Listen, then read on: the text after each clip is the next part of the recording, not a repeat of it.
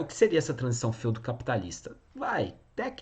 Teoricamente, aproximadamente, com as cruzadas, né, há toda uma reorganização do espaço europeu, político, econômico, social, cultural, e a UFO vai pegar exatamente essa transição, né, da gênese do capitalismo, logicamente da gênese da burguesia. E então você vai estudar a partir de cruzadas, história geral inteira, até aí a pandemia da coronavírus, tá? Temas clássicos, né? Temas clássicos: acumulação primitiva de capitais, renascimento, reforma, contra-reforma, mercantilismo, absolutismo, expansão marítima, a expansão marítima que chega na América, a América pré-colombiana, conquista europeia, África, as relações de trabalho, como eu já comentei, lá na Europa, posteriormente, Revolução Industrial. E aí, veja que é um conteúdo de diálogo absolutamente, né, intenso, imiscuído, concatenado com a sociologia, falando desse controle do trabalho, Taylorismo, Fordismo, pós-Fordismo. Então aí nós teremos uma interdisciplinaridade, um contato muito próximo com a sociologia.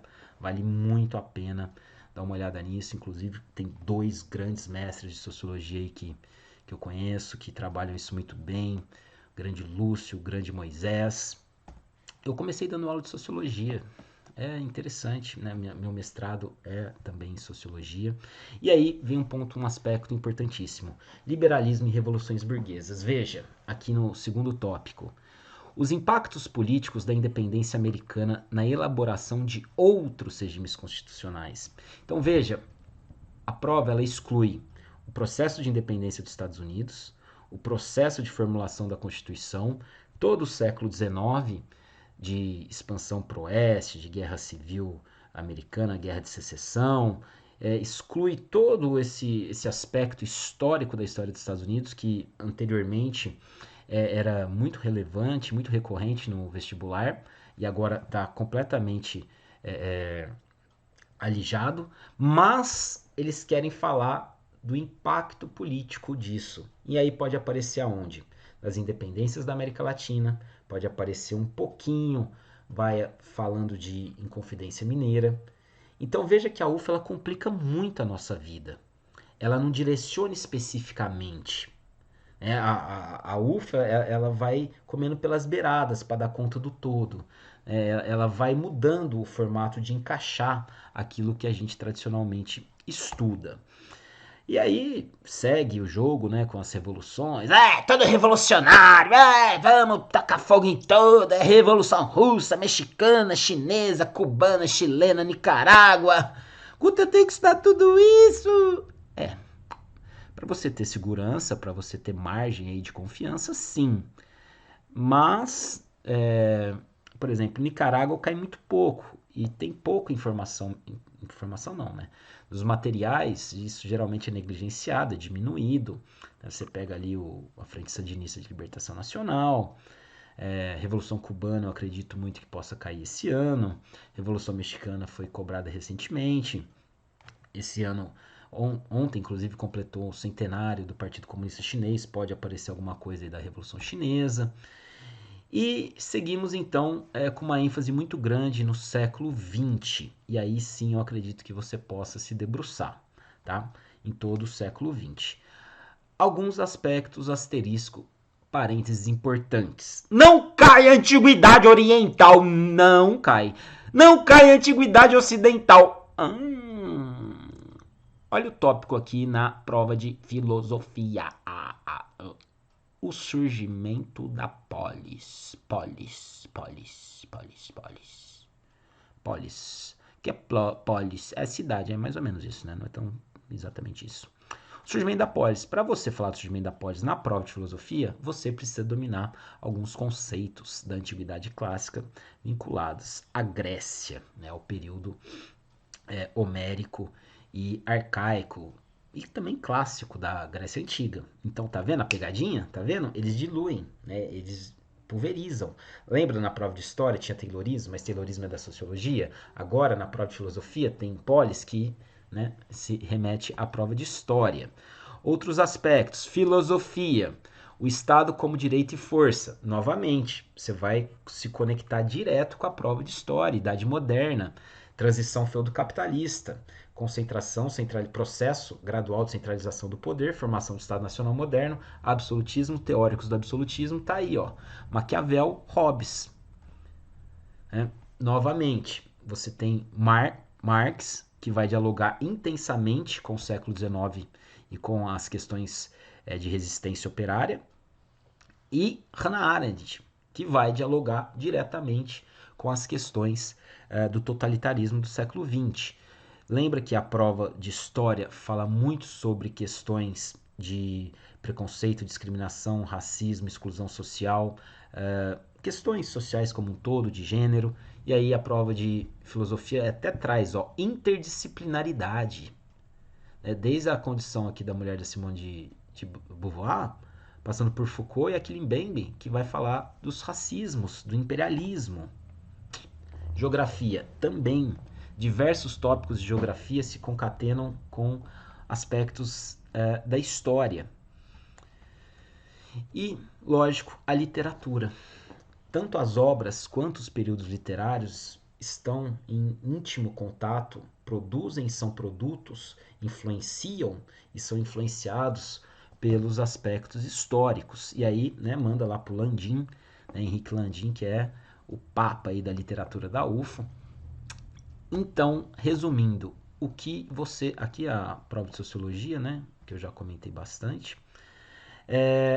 As provas da UFO, elas geralmente trazem mas elas geralmente trazem citações de autores acadêmicos, nos quais você se ampara para chegar à alternativa correta. Os autores mais citados na prova da UFO desde 2012 foram Caio Prado Júnior, brasileiro, e o Eric Hobsbawm, né, historiador.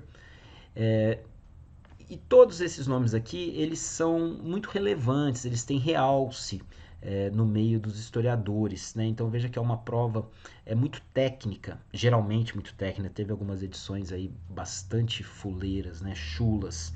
E aí nomes que são recorrentes em outras áreas, né? Como por exemplo, Walter Benjamin, né? Você tem o Sérgio Buarque, Emília Viotti. O Boris Falso também foi citado aí 2 vezes. E o que esse gráfico mostra?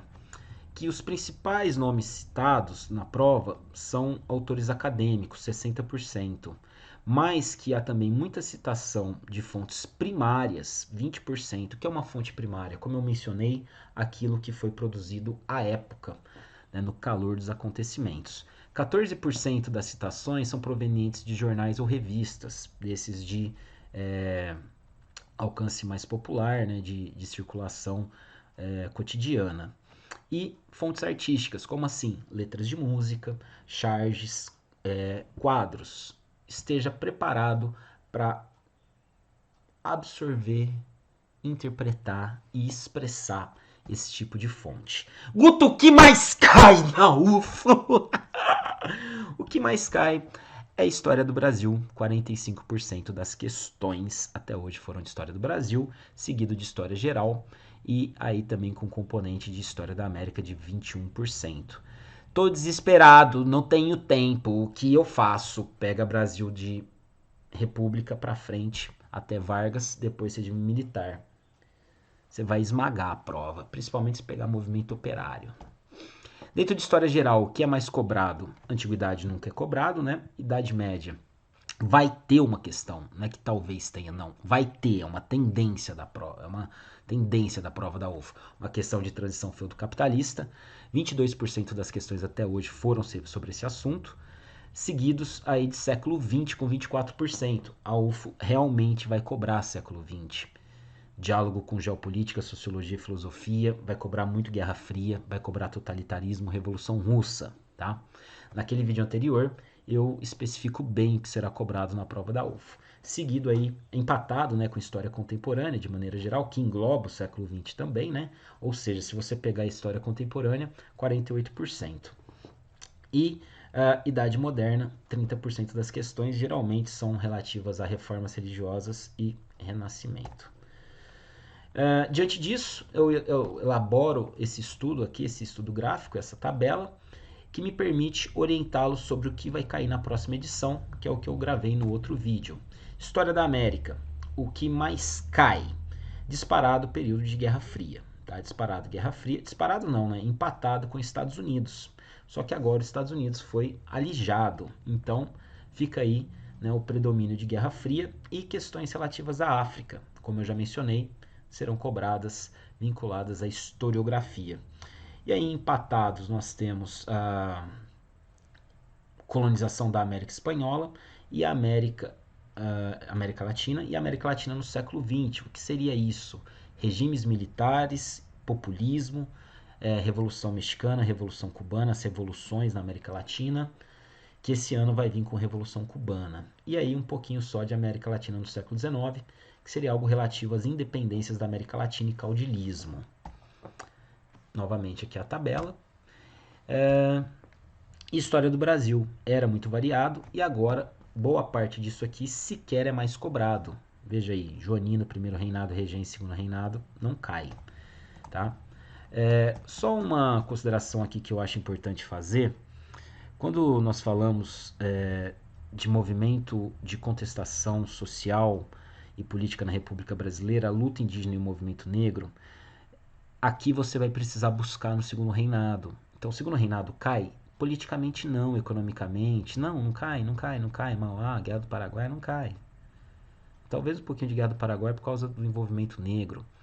Mas aí você vai precisar buscar no segundo reinado questões como lei de terras, as leis abolicionistas, o movimento abolicionista, porque isso tem um reflexo até os dias de hoje.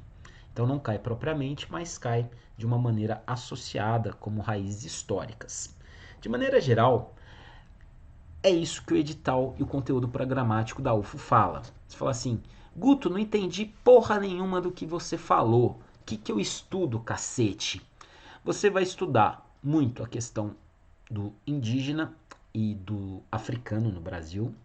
Você vai estudar as formas de exploração do trabalho em diversos momentos da história, no Brasil colônia, na América colonial, na Europa industrial, no imperialismo do século XIX e as formas de resistência, de luta desses povos. A parte disso, você vai estudar Brasil República até Vargas, pula Dutra, aí no ínterim, depois regime militar, história geral, de cruzadas até os dias atuais.